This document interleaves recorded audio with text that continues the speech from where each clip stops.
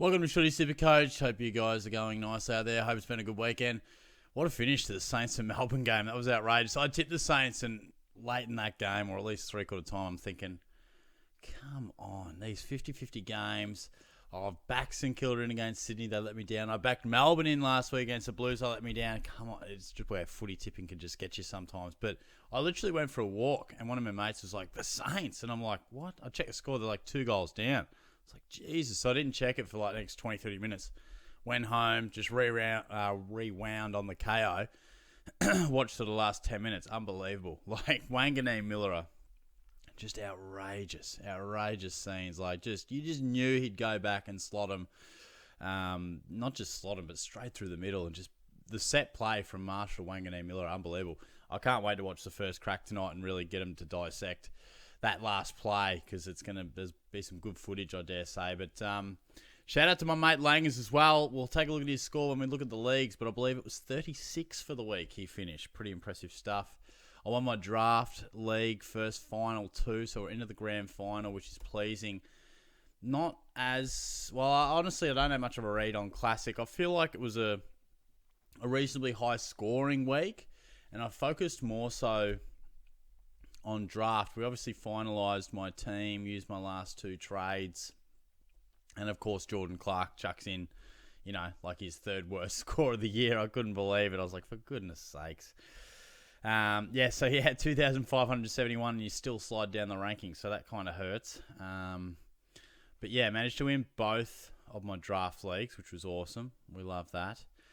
But yeah, Classic's it's just been a continual thing, hasn't it? So, as you guys know, that the Shorties MVP is in camera at the moment, so we'll do the votes, but just to avoid any sort of bias or anything like that, I will just be voting blindly with the 3, 2, and 1, and then we'll have a bit of a video for a bit of a Shorties MVP Brownlow style count to reveal the last 6 or 7 weeks at the end of the year. But I dare say, without having looked too closely, Wanganeen-Milera, Bontempelli, Smith, and Dacos would all be firmly in the mix to get those votes. But yeah, look, Wanganeen-Milera, insane. I don't know what he scored in that last quarter, but it must have been huge. Holmes, really impressive too. And it's been a tough year, no doubt about that for my side, but Max Holmes has been one of the really good picks. I said early in the year, before the season started, 105 plus could nudge 110, and that's actually looking pretty good. Jordan Clark, we touched on, always frustrating when you bring a guy in and that sort of happens, but I still feel he'll be a really good option throughout the rest of the year.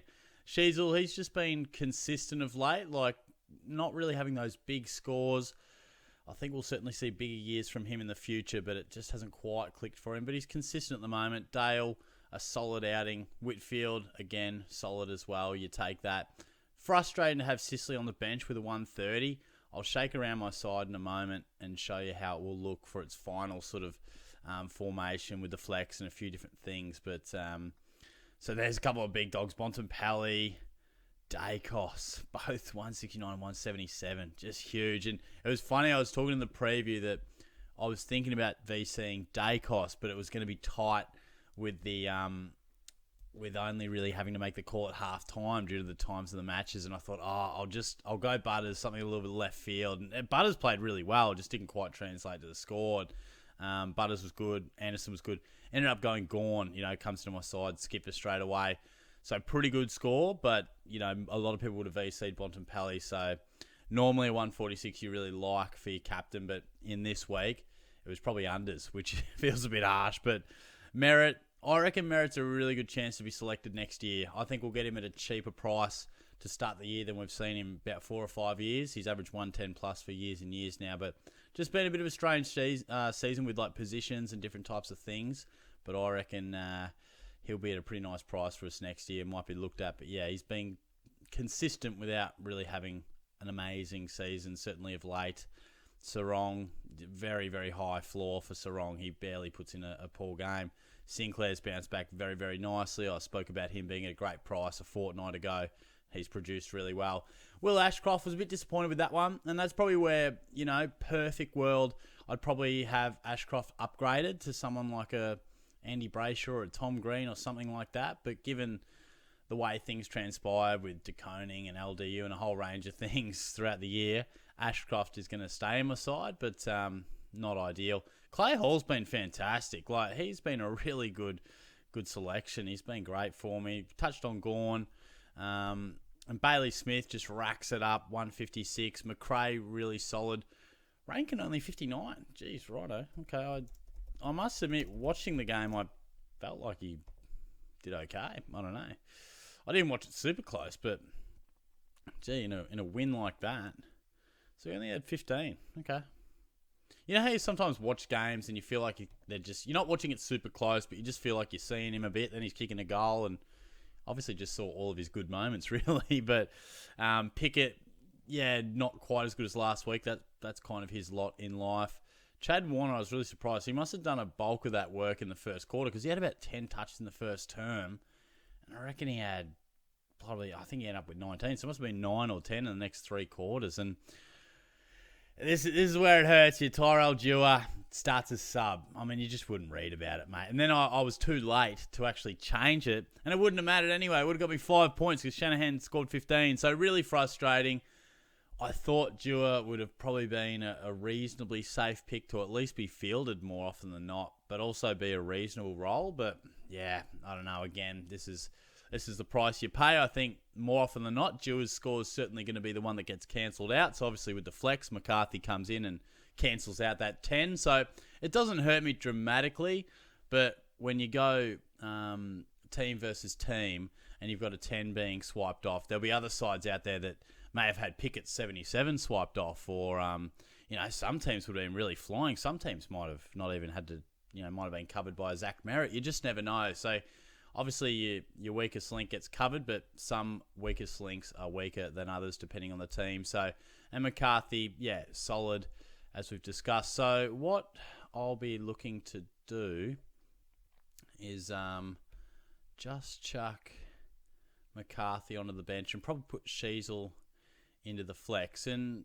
look, we can still monitor McCarthy and see how he goes. If he has a big one, I'm sure we'll be able to sub him in, depending on if our Hooli's in the side and that type of thing.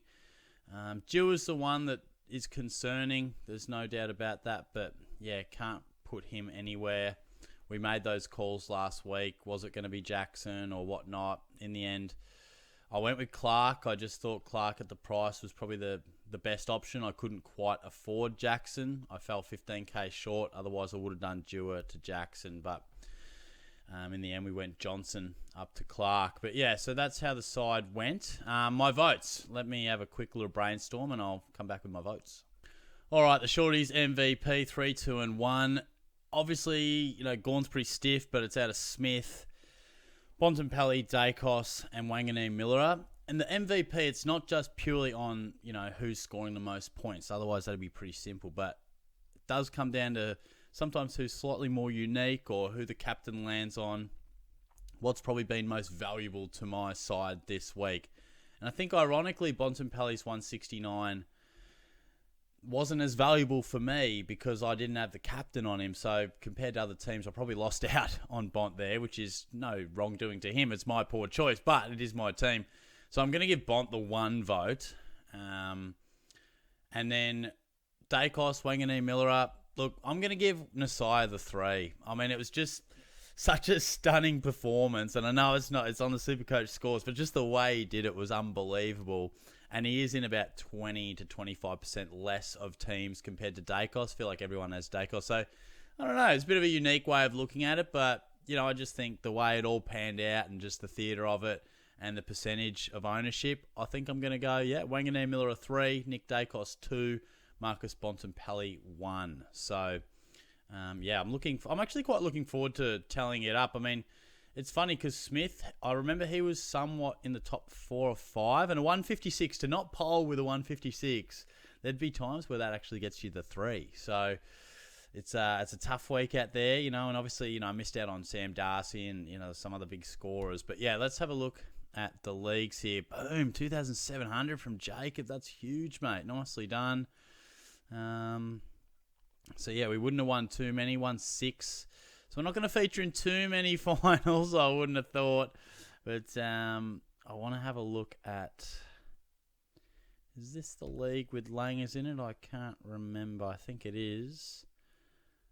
Also, finals have started in that one. Let's see. Where's Langers? They're holy crap, 2,940. Jesus, 36 rank. That's insane. Mills bounced back for him. Had Brayshaw. Warner's in the guts there. So he's still got DeConing. Yeah, right. So that's an example where DeConing score, Rankin scored, it got cancelled out. Who'd he take as VC? Bont, of course. Oh, Jezza. Smart move with Jezza. He's got, Petrarca. Very nice there from Lang Daddy. Wonder how often he gets called that. After he scored 2,900. I'd call him Daddy. But what else did we have? What else did we have here? So bragging rights. That's a money one. So it's nice to get the win there. And we're going to be... I don't think we're going to be able to make the top 8. That's the only issue. Oh, shit, we're in finals already. Are most finals round 21, or am I just making stuff up? I don't even know. What? Am I losing my mind here? I think I'm losing my mind. So it was round 20. I thought most started round 21. Anyway. Sorry, my mistake. We have these are for round 21. I'm with you guys. Don't stress out. Couple of close ones there. Boom, big score there from Steven. Big score there from DR. Nice, mate. Close W there. 2,700 there from Jack. Ooh, at 2,800, Isaac goes bang. Nicely done, mate. Yeah, lovely. So, look, I suppose this is normally the time where you talk about your trades, but we don't have that possibility. I'll just change this back because I need to take some screenshots for my TikTok review, so I'll just keep it what it originally was.